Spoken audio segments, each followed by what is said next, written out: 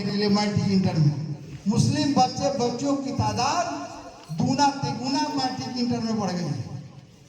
इधर हमारे मदरसे में तो पढ़िए रहे हैं, मदरसे में बच्चे अभी 8 लाख बच्चे तालीम हासिल कर रहे हैं। मैं चेयरमैन था तो 500 नए मदरसों को एफिलिएट किया, उसमें ये भी मदरसा को एफिलिएट किया, इनके बॉयज को भी एफिलिएट किया और 500 मदरसों को एफिलिएशन दिया।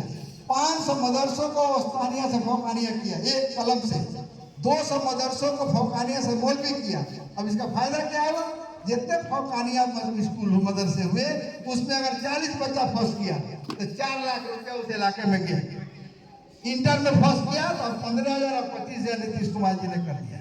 ये रुपये गए वहाँ और पढ़ने के लिए तादाद बड़ी बच्चों की।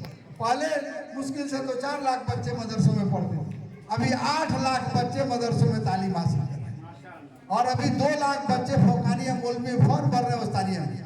ये इनकलाबी कदम है, मायूस मत होइए, ला तक न तू मेरे रहमत। अगली बार जब चेयरमैन बनेंगे तो 4 लाख हो जाएंगे। इसलिए दुनिया में अल्लाह ने जो ताकत दिया है, जो तवानाई दिया है, इसका इस्तेमाल राइट डायरेक्शन में करना है। कल इसको मिट्टी खा जाएगी, कीड़े मकोड़े खा जाएंगे, इसका कोई इस्तेमाल नहीं होगा। ये हर बात ध्यान में रख लीजिए।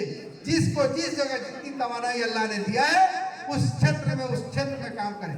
हम शाहिद साहब को मुबारकबाद दूंगे, इन्होंने रात दिन काविश और कोशिश करके इतने बच्चों को रहने का इंतजाम किया है, अच्छे माहौल में पढ़ने का इंतजाम किया है और इतने घरों के हालात बदल देंगी बच्चियाँ, एक जनरेशन को बदल देंगी, अपने बच्चों को अच्छी तालीम देंगी, अच्छा किरदार और कैरेक्टर देंगी और इलाकों में गाँव में इनकलाब पैदा होगा।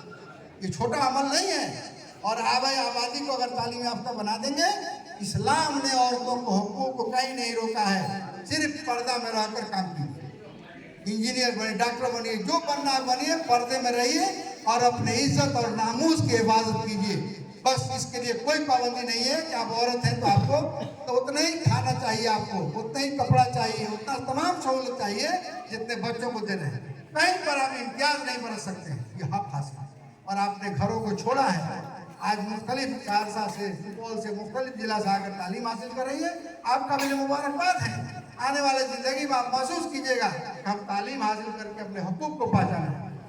इन्हीं बातों के साथ आप सब तशरीफ लाए, मैं सबका शुक्रगुजार हूँ।